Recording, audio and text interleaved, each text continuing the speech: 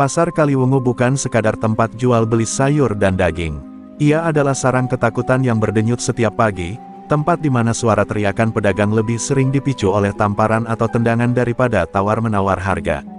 Di tengah hiruk-pikuk aroma ikan asin dan cabai merah, berdirilah sosok bertubuh tambun dengan brewok tebal dan mata merah menyala, Gofar Boeng. Ia bukan kepala pasar, bukan juga aparat. Tapi di sana, dialah yang dianggap tuan. Dengan kaos hitam robek di pundak dan sandal jepit bolong, Gofar berjalan seperti raja. Semua pedagang menunduk ketika ia lewat, seakan tatapan matanya bisa membakar siapapun yang berani menantang. Suara bentakannya bisa menghentikan anak kecil menangis, tapi bukan karena menenangkan, melainkan karena semua tahu, satu kata kasar bisa berujung pada lapak yang dibakar habis. Gofar tak kenal belas kasihan. Ia memungut uang keamanan, padahal justru dia ancamannya. Setiap pagi, ia mengitari pasar seperti pemangsa lapar. Siapa yang telat bayar, siap-siap kehilangan dagangan. Ada seorang bapak tua penjual bawang yang pernah mencoba protes. Hari itu juga gerobaknya dihancurkan, dan sang bapak dipaksa makan bawangnya sendiri sambil ditertawakan. Tangis menjadi musik favorit Gofar. Ia hidup dari rasa takut, dan pasar adalah panggung sadisnya. Namun, ada satu sosok yang selalu duduk tenang di pojok pasar, menjajakan kangkung dan daun singkong di atas tikar lusuh, seorang nenek renta bernama Inem. Tubuhnya kurus, rambutnya putih legam dikuncir ke belakang, dan suaranya nyaris tak pernah terdengar. Tapi yang membuat Gofar kesal, sang nenek tak pernah membayar sepeser pun uang keamanan. Lebih parahnya, ia tak pernah tampak takut. Awalnya Gofar tak peduli, hanya selembar tikar, dagangan tak seberapa, buat apa repot. Tapi setiap kali matanya bertemu dengan tatapan sang nenek, dadanya terasa sesak. Tatapan itu bukan tatapan ketakutan, melainkan seperti tatapan seseorang yang tahu rahasia terdalamnya. Sesuatu yang membuat Gofar marah tanpa sebab. Ia mencoba mendekat suatu pagi, namun entah kenapa, tubuhnya menggigil. Ah, cuma nenek tua, gumamnya, menyembunyikan ketakutan yang tak ia pahami. Anak buah Gofar mulai menggoda, menantang bos mereka untuk menyingkirkan sang nenek. Gak keren lah, pasar dikuasai preman, tapi sama nenek tua aja lu ciut. Ejek salah satu dari mereka. Gofar tertawa, tapi tawanya terdengar kering. Tenang, katanya pelan, besok dia gue ajar. Dan esoknya, matahari belum tinggi ketika Gofar menghampiri tikar sayur nenek Inem. Dengan langkah berat namun penuh kesombongan, ia menendang satu ikat bayam hingga terlempar ke selokan. Bayar atau minggat dari pasar ini, Nek, gertaknya. Tapi nenek Inem hanya menunduk sebentar, lalu menatapnya langsung ke mata.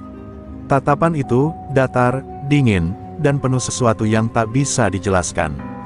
Dan Gofar, untuk pertama kalinya dalam hidupnya, merasa seperti anak kecil yang masuk ke kamar orang mati. Di balik tumpukan daun singkong dan senyum samar sang nenek, Gofar tak tahu bahwa ia baru saja menyentuh awal dari akhir kekuasaannya.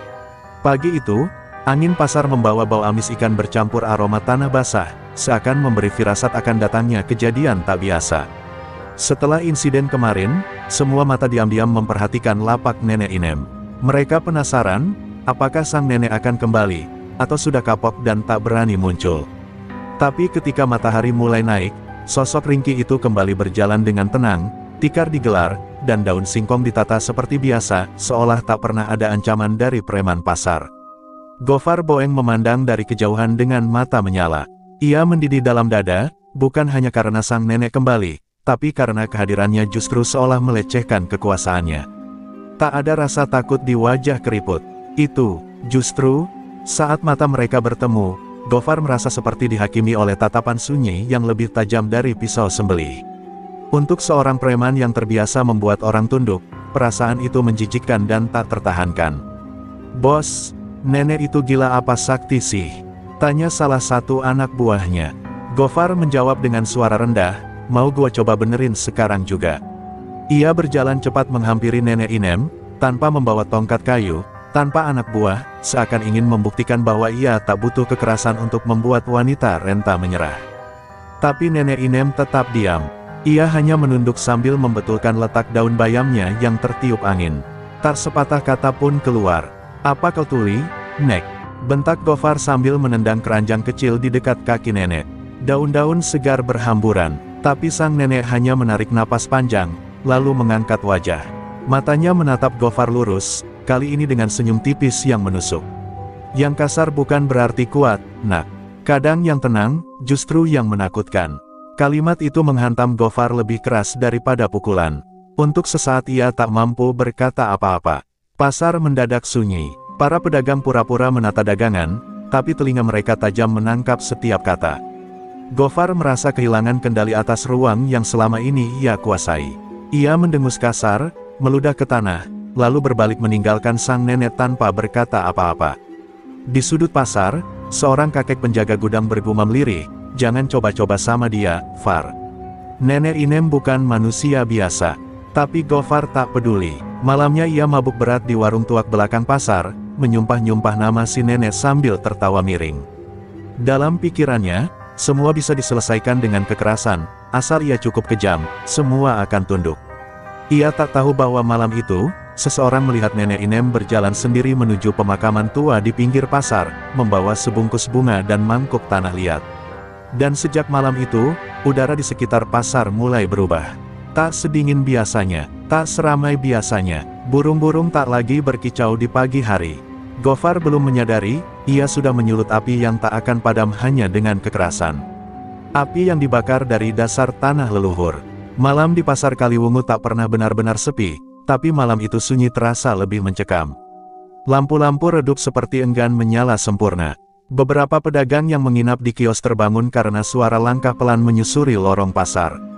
Tak ada suara sepatu bot atau suara sandal kayu, yang terdengar hanyalah gesekan kaki pelan yang menyeret tanah, seperti seseorang yang berjalan tanpa niat hidup. Mereka mengintip dari balik tumpukan kardus. Sosok itu, rambut putih, tubuh membungkuk, membawa kantong plastik, berjalan perlahan melewati kios-kios tanpa menoleh sedikitpun. Nenek Inem. Esok paginya, lapak Nenek Inem seperti biasa sudah berdiri rapi. Namun kali ini, ada satu perbedaan yang membuat bulu kuduk berdiri. Di atas tikar dagangannya, terdapat ikat kepala merah milik Gofar Boeng. Tak ada yang tahu bagaimana benda itu bisa ada di sana. Tak ada pula yang berani bertanya. Bahkan Gofar sendiri, yang baru bangun dari mabuk berat, kebingungan saat tak menemukan ikat kepalanya. Ia murka, tapi juga diam-diam merasa terancam. "Gue taruh itu di kamar gue, gimana bisa ada di lapaknya?" Gofar bertanya dengan suara keras. Tak ada yang menjawab. Salah satu anak buahnya, Dadan, nekat berbisik, "Gue dengar dia jalan ke kuburan malam tadi, Far. Mungkin dia ada mainan mistis." Gofar menamparkan Dadan keras, bukan karena marah, tapi karena takut. Ia tak bisa terima bahwa dirinya, sang preman pasar yang tak pernah takut apapun, mulai goyah hanya karena seorang nenek. Untuk membungkam desas-desus, Gofar menyuruh dua orang anak buahnya mengawasi Nenek Inem sepanjang hari. Mereka mengendap di balik kios, mencatat gerak-gerik sang nenek. Tapi saat malam tiba, keduanya tak kunjung kembali. Gofar mulai gelisah. Pagi harinya, salah satu dari mereka ditemukan di pojok pasar dengan mata melotot dan lidah menjulur, wajah pucat seperti melihat hantu. Ia tak bisa bicara sepatah kata pun, hanya gemetar sambil menunjuk arah pemakaman tua. Gofar mulai kehilangan kendali. Ia mendatangi dukun pasar, seorang pria tua bernama Mbah Warjo yang dikenal bisa membaca angin. Saat Gofar menyebut nama Nenek Inem, wajah sang dukun langsung pucat. Bukan sembarang orang, dia itu, keturunan abdi leluhur. Ada rawa rontek dalam darahnya, gumamnya. Gofar tertawa sinis. Rawa rontek, cerita zaman Majapahit itu. Tapi di balik tawanya, jantungnya berdetak tak menentu. Mbah Warjo memperingatkan dengan suara gemetar, "Jangan lawan dia dengan otot, Gofar. Dia sudah mati, berkali-kali, tapi selalu kembali.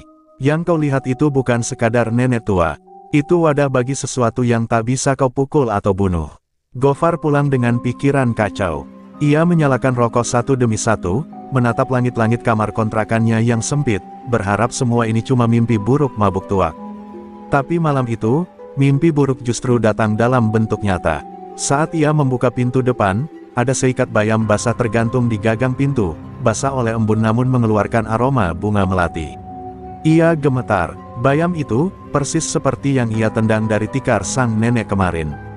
Gofar meraih gagang pintu dengan tangan gemetar, dan untuk pertama kalinya dalam hidupnya, ia mengunci pintu dari dalam, lalu duduk di sudut kamar, berdoa dalam hati yang tak pernah ia yakini sebelumnya.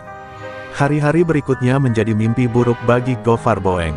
Ia tak lagi mengitari pasar dengan kepala tegak dan tawa lantang. Tubuh tambunnya kini terlihat lebih kurus, matanya cekung, dan wajahnya selalu pucat. Para pedagang diam-diam mulai berani membuka lapak tanpa takut dipalak. Bahkan beberapa anak buahnya memilih menjauh, menyebar kabar bahwa bos mereka sedang dibayangi kutukan pasar. Gofar sendiri tak mau keluar kamar kecuali benar-benar perlu. Ia tak mengakui ketakutan itu, tapi jelas ia sedang dihantui. Namun pada suatu sore, amarah Gofar meledak. Ia berjalan ke pasar dengan langkah berat namun penuh dendam. Hari itu, Nenek Inem tetap duduk di tempat biasa, menyusun ikat daun pisang dengan sabar. Gofar berdiri di hadapannya, menghunus pisau dapur dari balik saku celananya. "Kau kira aku takut sama tahayul, Nek?" Suaranya bergetar. "Hari ini, urusan kita selesai." Beberapa pedagang mencoba menahan Gofar, tapi tak ada yang cukup berani menyentuhnya. Dalam satu gerakan cepat, Gofar menarik kerudung Nenek Inem dan membekap mulutnya. Ia menyeret tubuh renta itu ke lorong belakang pasar, tempat gelap dan lembab yang biasa digunakan untuk mengintimidasi korban. Di sana, ia memukuli nenek itu berkali-kali, menyumpahinya sebagai penyihir, pembawa sial, dan kutukan hidupnya. Darah mengalir di tanah, membentuk genangan tipis. Hingga akhirnya, tubuh sang nenek terkulai diam. Nafasnya berhenti. Gofar berdiri terengah-engah, tubuhnya gemetar bukan karena kelelahan, tapi karena sesuatu dalam dirinya terasa runtuh. Ia menatap wajah sang nenek, masih dengan tatapan tenang, seolah bahkan kematian tak bisa menghapus senyum misterius itu. Dalam panik, Gofar membungkus tubuh itu dengan karung goni dan menyeretnya ke sungai belakang pasar. Ia melemparnya seperti membuang sampah, berharap semuanya berakhir di sana. Tapi malamnya, Gofar tak bisa tidur. Ia mendengar suara ketukan di jendela, meski ia tinggal di lantai 2. Ketika ia menoleh, tak ada siapa-siapa, hanya bayangan keriput di balik kaca, bayangan yang sangat dikenalnya. Ia menutup semua celah, menyalakan lampu, dan berjaga semalaman sambil menggenggam pisau dapur. Tapi suara itu datang lagi, kali ini dari pintu belakang. 3 ketukan lambat, lalu bisikan, "Nak." Esok harinya, pasar kembali ramai. Pedagang sibuk dengan dagangan mereka, pura-pura tak tahu bahwa semalam terjadi pembunuhan. Tapi tiba-tiba, keributan terjadi. Di pojok pasar, tikar lusuh kembali tergelar. Dan di atasnya, duduklah Nenek Inem, penuh luka lebam, namun hidup. Ia sedang mengupas bawang merah sambil tersenyum. Semua orang membeku, beberapa berlari. Seorang ibu penjual telur sampai jatuh pingsan. Dan Gofar, yang baru saja tiba, terpaku di tempat. Ia melihat jelas, itu tubuh yang sama, luka yang sama, kerudung yang sama. Tapi bagaimana, bukankah ia sudah membuang tubuh itu sendiri ke sungai? Gofar mundur selangkah, matanya membelalak, dan tubuhnya bergetar hebat. Nenek Inem hanya menoleh pelan ke arahnya, lalu mengangkat tangan, dan melambai dengan tenang. Di sanalah, untuk pertama kalinya, Gofar Boeng menjerit, bukan karena luka, bukan karena marah, tapi karena ia baru sadar, ia telah membunuh seseorang yang tak bisa mati. Dan dosa itu, baru saja kembali menuntut balas. Gofar Boeng terkencing di celana saat tubuhnya mendadak lemas di tengah pasar. Jeritannya menggema hingga ke ujung jalan, membuat semua orang yang masih berkegiatan di pasar sontak membalikkan kepala. Ia terhuyung, lalu roboh di depan tikar Nenek Inem, yang duduk santai seolah tak terjadi apa-apa. Sang nenek, dengan mata sembab namun tetap tajam, menatap Gofar sejenak lalu kembali memetik daun bayamnya. Tak ada satupun kata keluar dari mulutnya, namun kehadirannya telah menamparkan logika siapapun yang melihat. Seseorang mencoba menyentuh sang nenek, tapi langsung mundur sambil merintih kesakitan. Kulit tangannya melepuh seperti tersiram air panas. Mbah Warjo, sang dukun pasar, datang tergopoh-gopoh dengan membawa kendi dan dupa. Ia meletakkan dupa di depan tikar Nenek Inem, lalu bersimpu dengan tubuh gemetar. "Ampun, Nyai, mohon jangan hukum kami semua karena dosa satu orang," bisiknya lirih. Tapi Nenek Inem hanya diam. Malam itu, Gofar mengurung diri di kamar kontrakannya. Tak makan, tak bicara, hanya bergelung di pojok ruangan sambil memeluk lutut. Ia teringat wajah sang nenek, darah yang keluar dari tubuhnya, dan tubuh itu yang dilempar ke sungai. Tapi pagi harinya ia melihat sendiri, dengan mata kepala sendiri, Nenek Inem hidup kembali. Apa yang ia bunuh, bukan manusia biasa. Ia telah menamparkan kekuatan yang jauh di luar batas pikirannya. Ia mencoba kabur dari pasar, berlari keluar kota dengan bas malam. Tapi sepanjang jalan, bayangan sang nenek terus mengikuti. Setiap kali ia menutup mata, ia melihat tubuh Nenek Inem di dalam karung goni, matanya terbuka menatapnya. Bahkan sopir bas sempat menoleh dan berkata, "Mas, nenek yang duduk di samping Mas dari tadi itu siapa ya?" Padahal bangku itu kosong. Gofar menjerit, turun di tengah jalan, dan berlari seperti orang gila ke arah hutan. 3 hari ia menghilang, tak ada yang tahu di mana ia berada. Tapi saat hari Jumat tiba, pasar kembali digegerkan oleh penemuan jasad. Di depan gerbang utama, tubuh Gofar ditemukan tergeletak hidup. Tapi lidahnya kaku, matanya kosong, dan ia hanya bisa bergumam satu kalimat, berulang-ulang, "Dia nggak bisa mati, dia nggak bisa mati, dia nggak bisa mati." Para pedagang mulai percaya bahwa Nenek Inem bukan sekadar wanita tua. Ia adalah penjaga pasar, penjaga keseimbangan antara dunia kasar dan dunia halus. Dulu, katanya, dia adalah anak dari penjaga kunci makam keramat di Gunung Kendeng. Waktu kecil, ia mati tenggelam di kali belakang pasar. Tapi jasadnya ditolak bumi, dan dikembalikan dengan rawa rontek, ilmu hitam putih yang hanya bangkit karena dendam. Namun meski begitu, Nenek Inem tak pernah menyerang siapapun yang tak bersalah. Ia hanya membalas luka yang ditorehkan. Dan luka yang diberikan Gofar, adalah luka darah. Kini, Gofar bukan lagi preman pasar, bukan pula raja pungli. Ia hanyalah bangkai hidup yang duduk di trotoar pasar, bicara sendiri, dengan kepala botak dan tatapan kosong. Dan setiap kali Nenek Inem lewat, ia menunduk, menggigil, dan menangis. Begitulah awal runtuhnya kekuasaan kekerasan di pasar Kaliwungu. Bukan oleh polisi, bukan oleh tentara, tapi oleh seorang nenek tua, yang pernah mati, namun bangkit, dan tak akan pernah mati lagi. Gofar Boeng kini tinggal nama tanpa kuasa. Sosok yang dulu ditakuti, kini menjadi tontonan. Ia duduk memeluk lutut di dekat saluran gat pasar, bibirnya pecah-pecah, kulitnya mengelupas karena lupa makan dan mandi. Setiap hari ia menggumamkan kalimat yang sama seperti orang kerasukan, "Dia tak bisa mati, aku sudah bunuh dia, tapi dia kembali." Para pedagang awalnya iba, namun kemudian menganggap itu balasan dari langit. Siapapun yang pernah melihat Gofar memukuli orang hingga pincang, tahu bahwa ini adalah karma yang ditagih oleh dunia gaib. Sementara itu, Nenek Inem tetap berdagang seperti biasa, seolah semua yang terjadi bukan urusannya. Tapi orang-orang mulai sadar bahwa tikarnya tak pernah kotor, dagangannya tak pernah basi, dan langganannya makin hari makin banyak. Beberapa pembeli mengaku setelah membeli sayurannya, anak mereka yang sakit jadi sembuh, atau rezeki mereka mendadak lancar. Nenek Inem tak pernah bicara banyak. Ia hanya tersenyum, mengangguk, lalu kembali menunduk memetik cabai rawit satu persatu. Mbah Warjo, yang selama ini sembunyi di balik dupa dan mantra, mendatangi rumah Nenek Inem malam-malam sambil membawa sesajen. Ia bersujud dan berkata, "Saya tahu siapa panjenengan sebenarnya. Mohon maafkan kami semua." Tapi Nenek Inem tak membalas. Ia hanya menutup pintu perlahan, lalu lilin-lilin di altar kayu tua dalam rumahnya padam satu persatu. Di luar rumah, angin bertiup dingin, membawa bau tanah dan bunga Kamboja. Namun rupanya, balas dendam ilmu rawa rontek tak selesai sampai di Gofar saja. Dosa yang pernah dibuatnya menyebar. Anak-anak buah Gofar, yang dulu membantu menyeret Nenek Inem ke lorong belakang, mulai mendapat giliran. Dadan, preman kecil yang dulu memegangi tangan sang nenek saat dipukuli, tiba-tiba ditemukan tergeletak kaku di belakang kios ikan asin. Tubuhnya utuh, tapi matanya melotot dan lidahnya menjulur. Saksi mata berkata ia sempat berteriak ketakutan dan menyebut nama Inem, sebelum akhirnya diam selamanya. Satu persatu, mereka menghilang. Ada yang ditemukan di sungai, ada yang tak pernah pulang, dan ada pula yang mendadak gila seperti Gofar. Seluruh pasar kini hidup dalam bayang-bayang teror tak kasat mata. Orang-orang mulai menabur bunga di depan kios masing-masing. Mereka menggantung janur kuning, membaca doa, dan saling mengingatkan untuk tak berbuat zalim.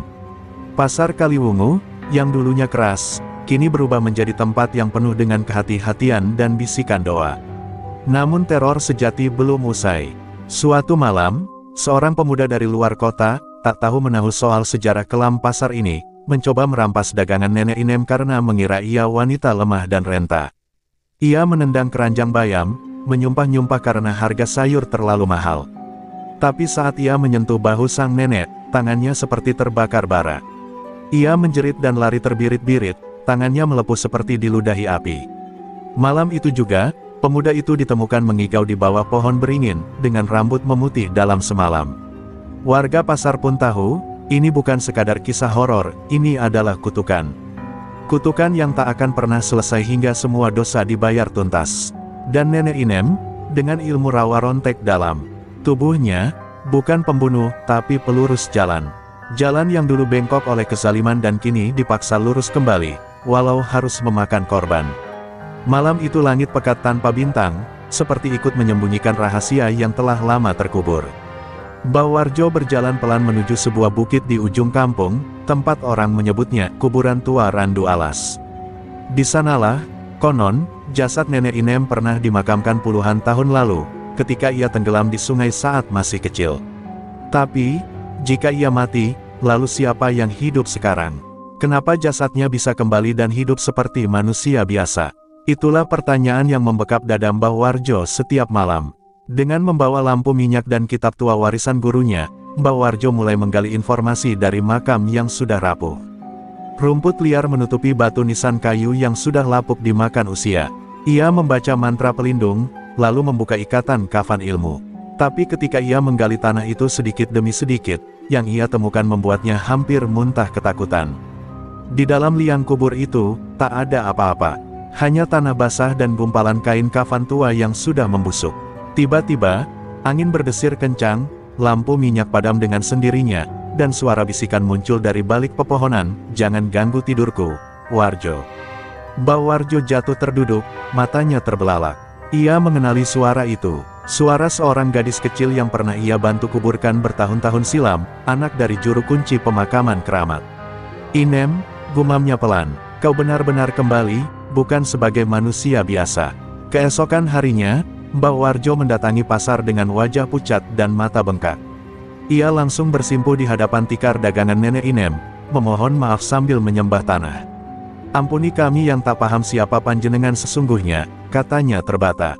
Para pedagang berkumpul, bertanya-tanya, tapi Mbah Warjo hanya menjawab dengan satu kalimat, "Yang kalian sebut Inem, bukan lagi manusia, tapi penjaga roh-roh yang tak selesai urusannya."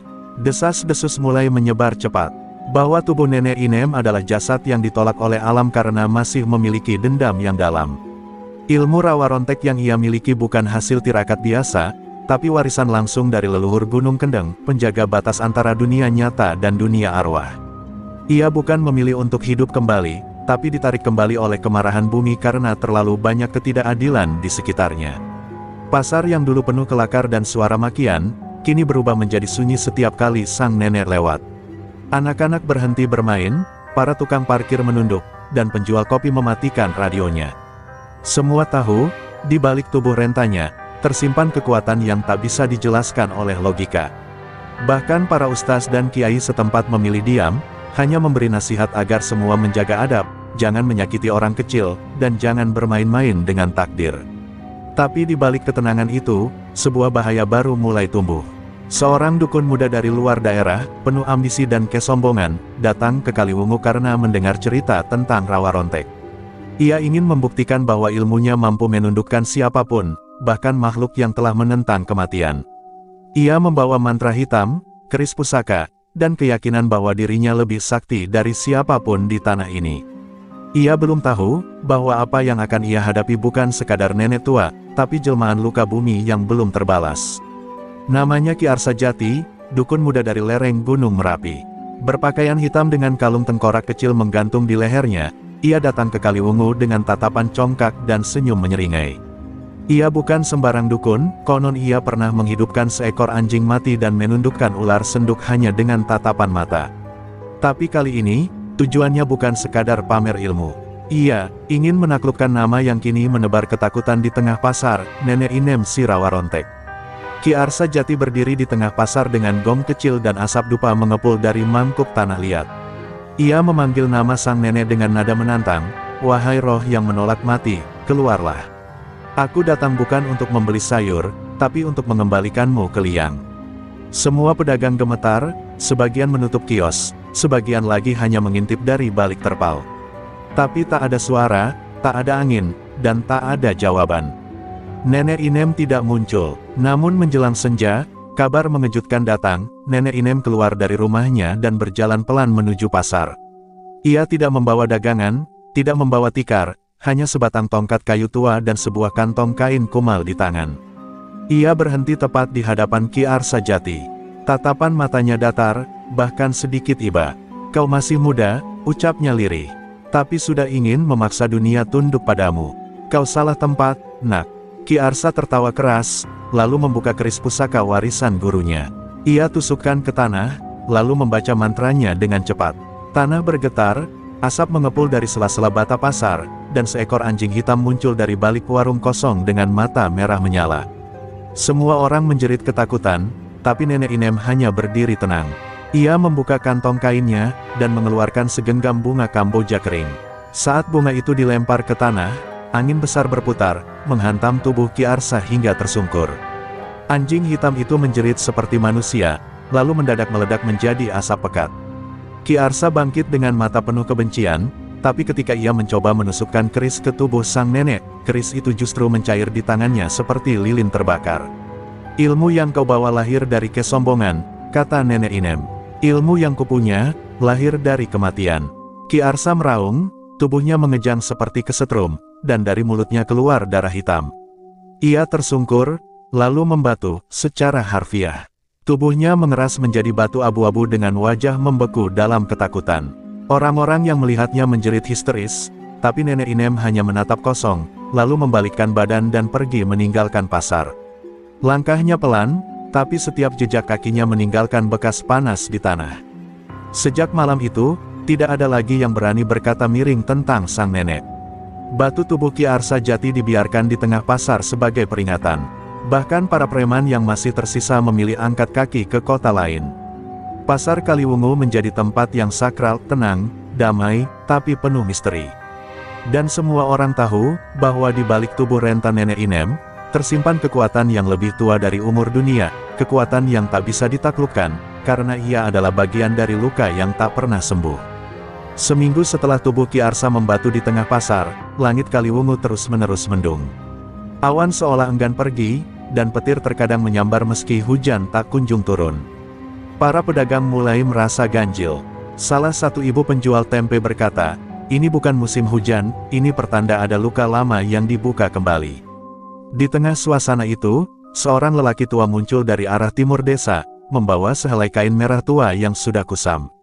Ia menyebut dirinya Ki Wasesa, penjaga pusaka Rawa Rontek generasi pertama. Ki Wasesa datang bukan untuk menantang seperti Ki Arsa, tapi untuk menyampaikan peringatan. Ia langsung mendatangi rumah Nenek Inem yang dikelilingi pohon pisang kerdil dan pagar bambu lapuk.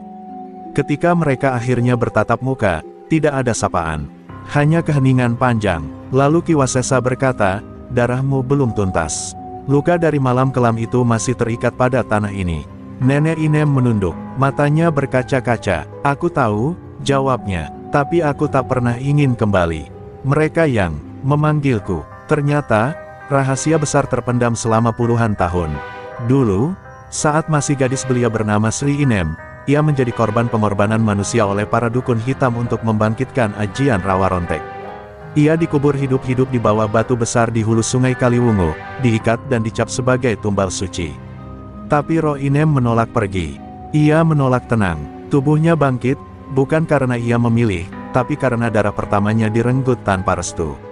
Sejak saat itu, ia jadi, yang kembali tanpa izin, roh Rawa Rontek paling kuat yang tidak memiliki guru, karena gurunya adalah penderitaan.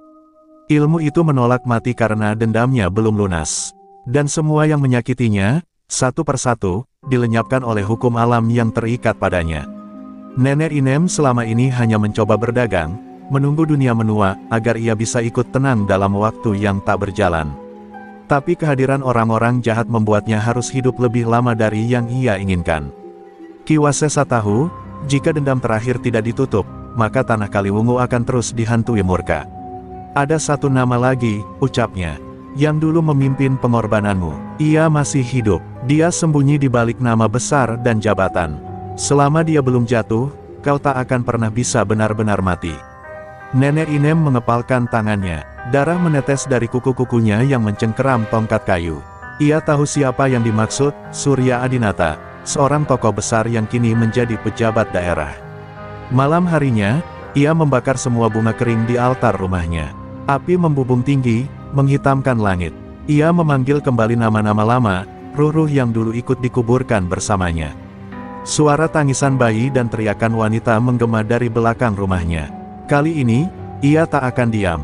Ia akan menyelesaikan semuanya, mengembalikan darah pertama yang pernah dirampas dari tubuhnya. Dan jika itu berarti seluruh kota harus merasakan getarannya, maka biarlah begitu. Pasar Kaliwungu pun menanti badai yang lebih besar. Bukan dari luar, tapi dari dalam tanahnya sendiri.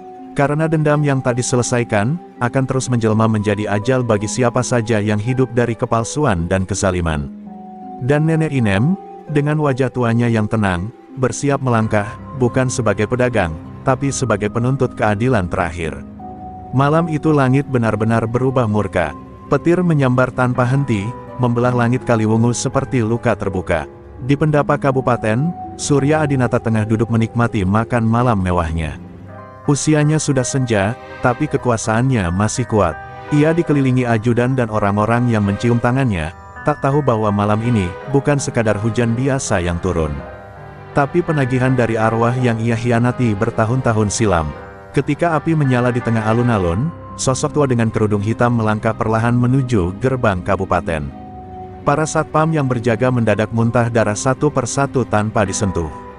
Kamera pengawas mati, listrik padam, hanya suara tongkat yang menghantam lantai marmer yang terdengar mengiris sunyi. Nenek Inem tak lagi menyamar sebagai pedagang sayur. Ia telah melepaskan seluruh ikatan duniawinya. Malam ini, ia datang sebagai pelaksana takdir. Surya Adinata berusaha kabur, tapi kakinya lemas. Ia tahu siapa yang datang. Ia tahu betul apa yang pernah ia lakukan. Itu hanya perintah dari guru-guru kami dulu. Aku tak punya pilihan, suaranya bergetar saat melihat wanita tua itu mendekat. Tapi mata Nenek Inem tak menaruh dendam. Hanya kesedihan dan ketegasan. Kau memilih untuk tetap hidup dari darahku. Maka malam ini, langit akan menagih miliknya. Dengan gerakan perlahan, ia menabur abu bunga Kamboja yang dibakar di rumahnya. Abu itu beterbangan seperti salju hitam. Surya menjerit, kulitnya mulai melepuh, tubuhnya mencair. Seperti lilin terbakar dosa, seluruh gedung kabupaten bergetar, dinding-dindingnya retak dan menjerit, seperti ikut menyaksikan pengadilan yang selama ini tak pernah terjadi di dunia manusia. Dalam sekejap, tubuh Surya lenyap, hanya menyisakan batu kecil berwarna merah darah. Setelah malam itu, hujan turun deras membasahi Kaliwungu.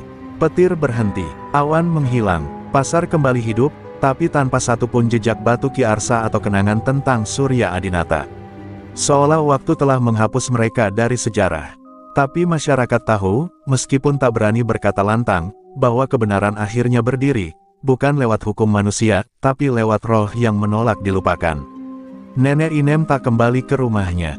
Rumah itu kini kosong, penuh debu, tapi tak ada yang berani merobohkannya. Beberapa warga mengaku melihat sosoknya duduk di bawah pohon randu di pinggir sungai, menatap air mengalir dengan wajah tenang. Sebagian percaya ia akhirnya telah menemukan ketenangan. Sebagian lagi yakin, ia masih berjaga, menanti jika bumi kembali dilukai oleh keserakahan manusia.